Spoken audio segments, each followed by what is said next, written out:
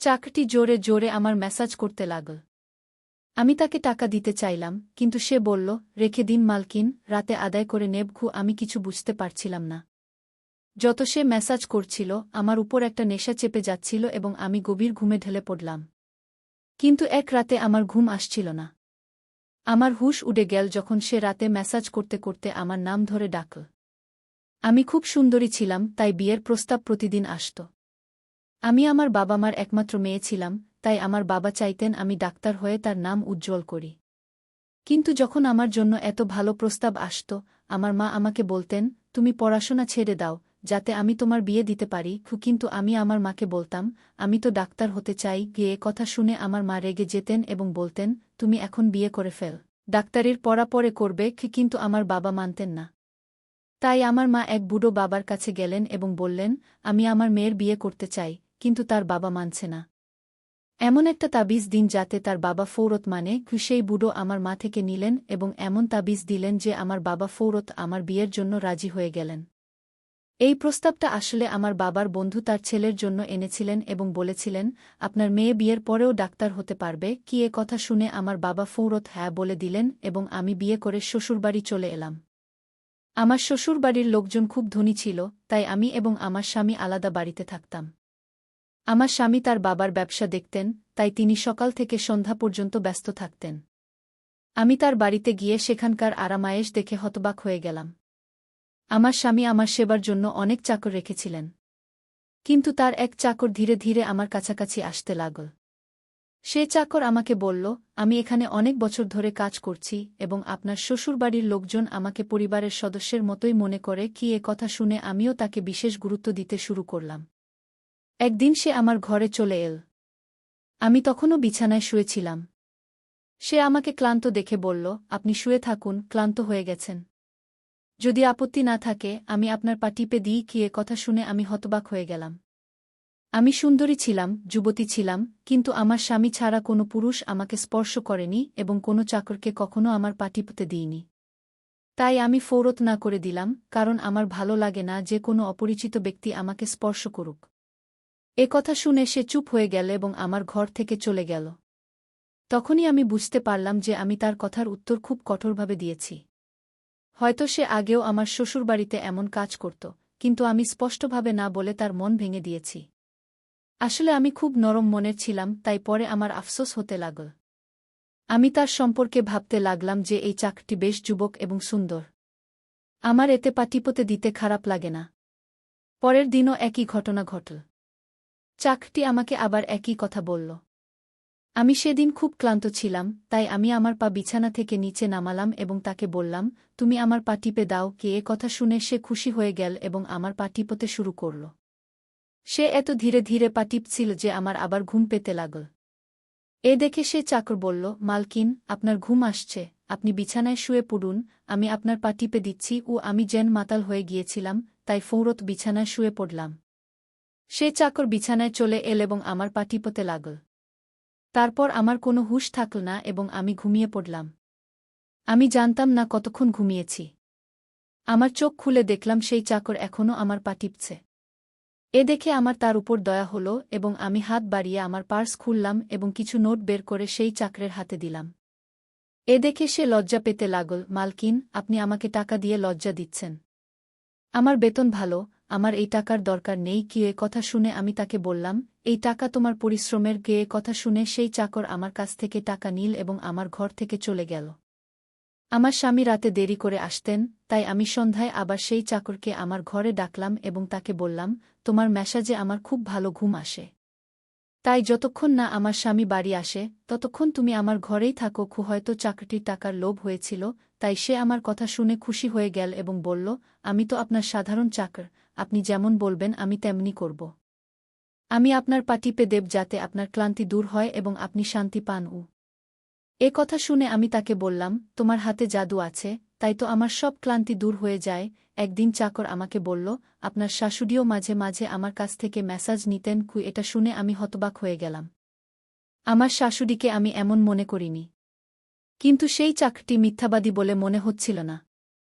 আমি শ্বশুরবাড়িতে আসতে প্রায় 1 মাস হতে চলেছে, তাই আমি চাকরদের ভালো করে বুঝে নিয়েছিলাম। সে আমাকে সবসময় সত্যি কথাই বলত। আমাদের বাড়িতে একজন নিয়ানো কাজ করত, কিন্তু সে ছিল মিথ্যাবাদী ও অসাধু। সে আমার কাছ থেকে যা শুনত তা পুরো মহল্লা ছড়িয়ে দিত। তাই আমি তাকে আমার ঘরে আসতে দিতাম না।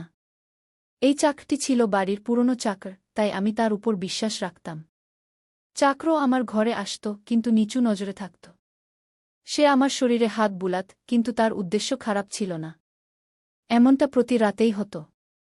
একদিন আমি আমার স্বামীকে বললাম, আমাদের বিয়ের পর থেকে আমরা কোথাও বেড়াতে যাইনি। এটা শুনে আমার স্বামী বলল, আমাদের বিয়ের পর থেকে তুমিও তো সবসময় ঘুমে থাকো।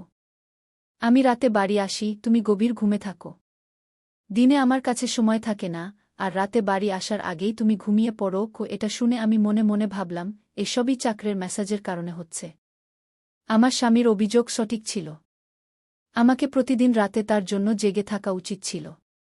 সেই দিন আমি সিদ্ধান্ত নিলাম, আজ রাতে যখন চাকর আমাকে মেসাজের জন্য বলবে, আমি করব, যাতে আমার ঘুম না আসে এবং আমি আমার স্বামীর আসা পর্যন্ত জেগে থাকতে পারি। সন্ধ্যা হলে আমি গোসল করে নিজেকে সাজিয়ে নিলাম এবং দুলহনের মতো করে বিছানায় বসলাম। চাকর আমার ঘরে এল। সে আমাকে মেসাজের জন্য জিজ্ঞাসা করল, কিন্তু আমি স্পষ্টভাবে করলাম। আমার কথা শুনে সে কিছুটা মনমরা হয়ে গেল এবং চলে গেল। কিছুক্ষণ পর চাকর আমার ঘরে এল, তার হাতে ছিল এক গ্লাস দুধ। আমি খাবার খাইনি, তাই তাড়াতাড়ি দুধ খেয়ে নিলাম এবং আমার স্বামীর জন্য অপেক্ষা করতে লাগলাম। কিন্তু আমার ঘুম এসে গেল, আমি ঘুমিয়ে পড়লাম। সকালে জেগে দেখলাম চাকর তাড়াতাড়ি আমার ঘরে এসে বলল, মালকিন, আপনার জন্য নাস্তা নিয়ে আসি। এটা শুনে আমি আমার স্বামীর বিছানার দিকে তাকালাম, তা খালি ছিল। এটা দেখে চাকর বলল, মালিকের জরুরি কাজ ছিল, তিনি নাস্তা করে চলে গেছেন। এটা শুনে আমার মেজাজ খারাপ হয়ে গেল। আমি সারারাত তার জন্য জেগেছিলাম, কিন্তু সে সকাল হতেই অফিস চলে গেল। আমি চাকরকে বললাম, আমার জন্য চা নিয়ে আসো। চাকর ঘর থেকে বেরিয়ে গেল। তখনই আমি আমার দিকে তাকিয়ে হতবাক হয়ে গেলাম।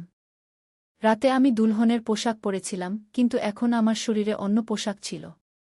তবে আমি তখনও গয়না পরেছিলাম। আমার মাথা ভারী হতে লাগল। আমি ভেবে অস্থির হয়ে পড়লাম, রাতে আমার সাথে কি হয়েছিল, আমার ঘরে কে ছিল এবং সে আমার সাথে কি করেছিল। কিন্তু আমার কিছুই মনে পড়ছিল না।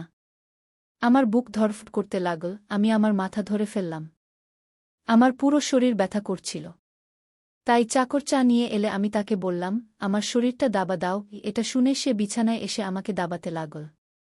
সেই দিন আমি দীর্ঘক্ষণ বিছানায় শুয়ে থাকলাম। সেই দিন হঠাৎ আমার স্বামী বাড়ি চলে এল। আমি তাকে দেখে তার উপর ঝাঁপিয়ে পড়লাম, আমি রাতে তোমার জন্য দুলহন সেজে জেগেছিলাম, কিন্তু তুমি আসোনি। এটা শুনে আমার স্বামী বলল, আমি রাতে ঘরে এসেছিলাম, তুমি গভীর ঘুমেছিলে, তাই আমি তোমাকে জাগাইনি। এটা শুনে আমি হতবাক হয়ে গেলাম। কিন্তু আমার পোশাক কে বদলাল? আর ঘুম পূর্ণ হওয়ার পরেও আমার শরীর কেন ব্যথা করছে? আমি বিভ্রান্ত হয়ে পড়লাম। আমার স্বামী বলল, ঠিক আছে, মেজাজ খারাপ করার দরকার নেই। আজ রাতে আমার একটি কাজের জন্য বাইরে যেতে হবে, তাই দেরি হবে। কিন্তু এখন আমার ৩-৪ ঘন্টা সময় আছে। যদি তুমি বলো, আমরা এখনই কোথাও বেড়াতে যেতে পারি। এটা শুনে আমার মেজাজ নিজে থেকেই ভালো হয়ে গেল। সঙ্গীত। আমি তাকে বললাম, হ্যাঁ, কিন্তু তুমি কেন জিজ্ঞাসা করছো? এটা শুনে চাকর বলল, আমি আপনার চাকর, কিন্তু আমি আপনাকে এই পরামর্শ দেব, আপনি বাইরে যাবেন না, কারণ আপনার শরীর ক্লান্ত হয়ে যাবে। এটা শুনে আমার রাগ উঠে গেল। আমি তাকে বললাম, তুমি আমার চাকর, আমার স্বামী হওয়ার চেষ্টা করো না। এটা বলে আমি বাইরে চলে গেলাম। জানি না কী কারণে আমার এত রাগ হয়েছিল। আমি সেই চাকরকে ভালো করে বকা দিলাম। সে তার অবস্থান বুঝে গিয়েছিল। তাই যখন আমি বাড়ি ফিরলাম, সে আমার সামনে আসেনি। আমার স্বামী আমাকে গেটে নামিয়ে আবার বাইরে চলে গিয়েছিলেন। যখন আমি ভিতরে এলাম, আমার পুরো শরীর ভীষণ ব্যথা করছিল। সম্ভবত আমার শরীর ম্যাসাজের অভ্যাস হয়ে গিয়েছিল। তাই রাত হলেই সে ম্যাসাজের জন্য ব্যাকুল হয়ে উঠত। কিন্তু আমি সেই চাকরকে রাগান্বিত করে দিয়েছিলাম, তাই আজ সে আমার ম্যাসাজ করতে আসেনি। কিন্তু আমার তার দরকার ছিল। তাই আমি একটি নিয়নকে ডাকলাম এবং সেই চাকরকে ডাকতে বললাম।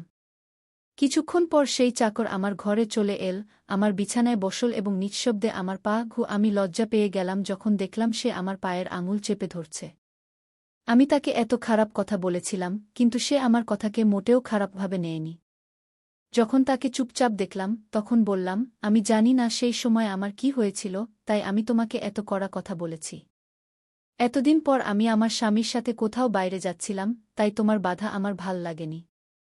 তাই আমাকে ক্ষমা করে দাও। আমি তার মালিক ছিলাম এবং তাকে এই কাজের বেতন দিতাম, কিন্তু এখনও আমার মধ্যে মানবতা বেঁচে ছিল। তাই মালিক হয়েও আমি চাকর থেকে ক্ষমা চেয়ে নিলাম, কারণ সে যদিও চাকর ছিল, কিন্তু সে একজন মানুষও তো।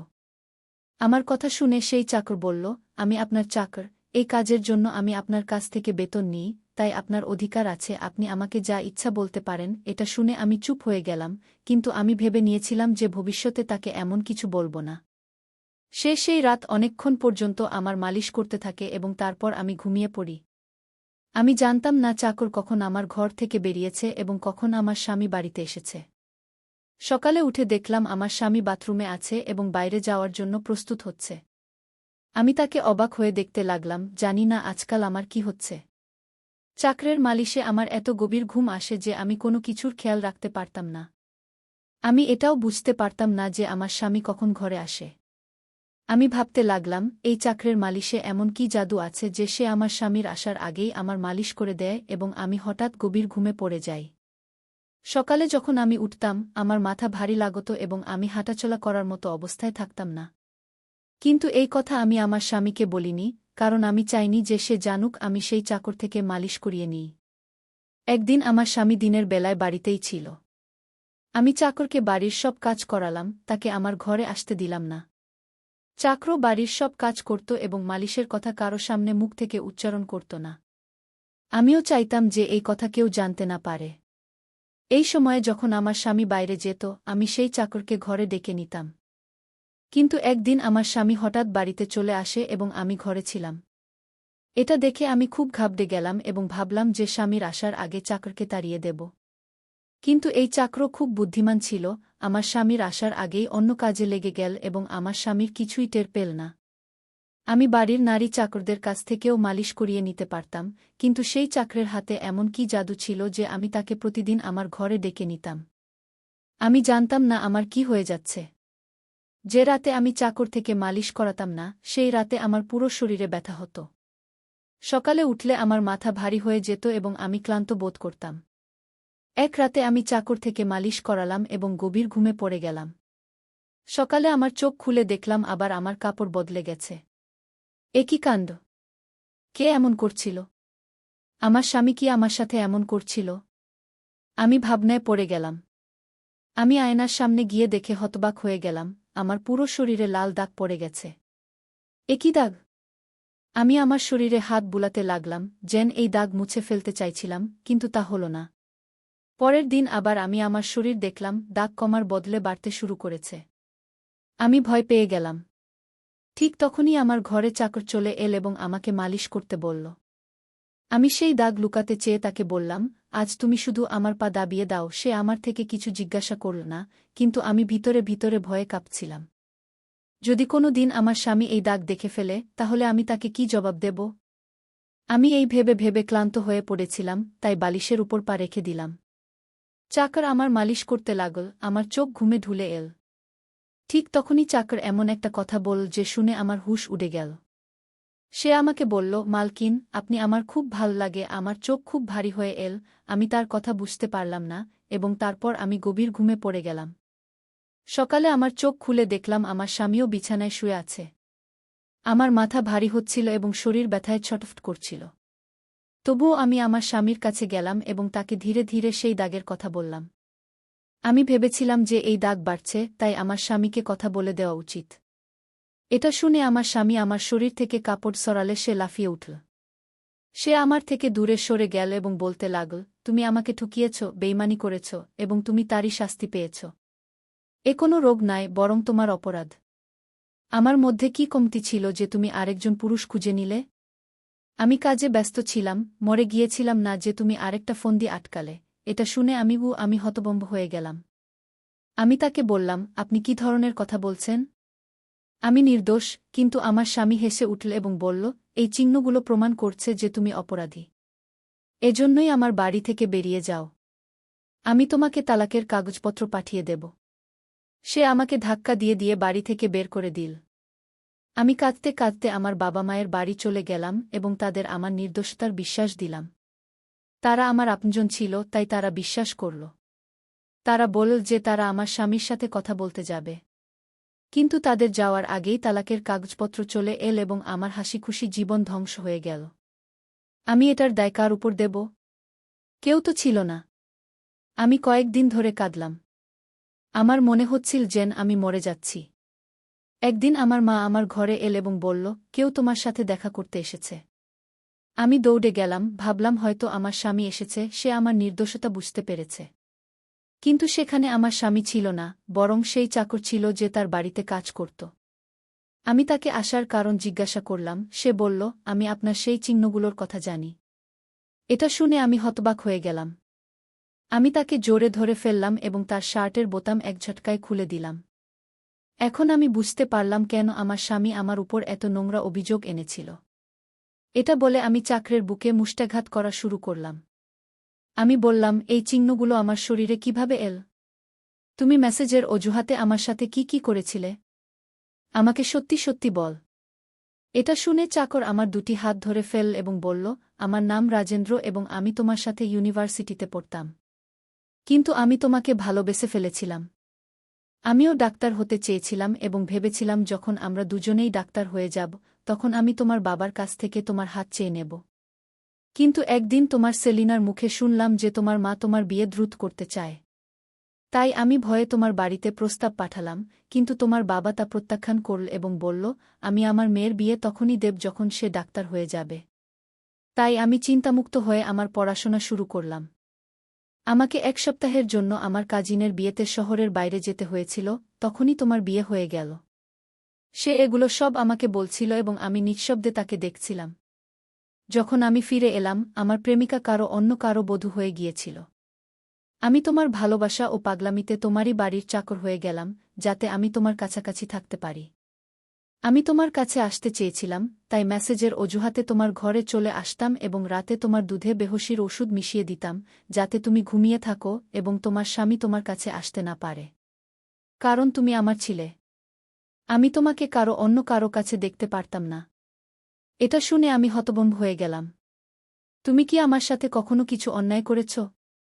এটা শুনে সে আমার হাত তার মাথায় রাখল এবং বলল, আমি তোমাকে ভালোবেসেছিলাম, তাই তোমার অনুমতি ছাড়া আমি তোমার সাথে কিছু করতে চাইনি। এটা শুনে আমি সেই চিহ্নের দিকে ইশারা করলাম যা আমাদের দুজনের শরীরে ছিল। এটা শুনে সে হেসে উঠল এবং বলল, আমি ডাক্তার, আর এটা শুধু ফিকশন। আমি এটা করেছি যাতে তোমার স্বামী আমাদের দুজনের উপর সন্দেহ করে। এটা বলে সে আমার কাছে ক্ষমা চাইল এবং আমি পুরো 1 বছর তাকে শাস্তি দেওয়ার পর তাকে ক্ষমা করে দিলাম এবং তারপর তার সাথে বিয়ে করলাম। তাই আমার প্রিয় বন্ধুরা, এটা ছিল আমাদের আজকের ছোট্ট গল্প। আপনি এই গল্পটি কেমন লাগলো কমেন্ট করে অবশ্যই জানাবেন। যদি আপনি এই গল্পটি পছন্দ করেন, তবে এটি লাইক করুন এবং আপনার বন্ধুদের সাথে শেয়ার করুন। যদি আপনি এরকম আরও ইন্টারেস্টিং এবং রোমান্টিক গল্প শুনতে চান, তবে চ্যানেলটি সাবস্ক্রাইব করুন এবং বেল আইকন অন করুন, যাতে আপনি আমার প্রতিটি গল্প সময়মতো পেতে পারেন। কাল দেখা হবে আরেকটি নতুন গল্প নিয়ে। ধন্যবাদ।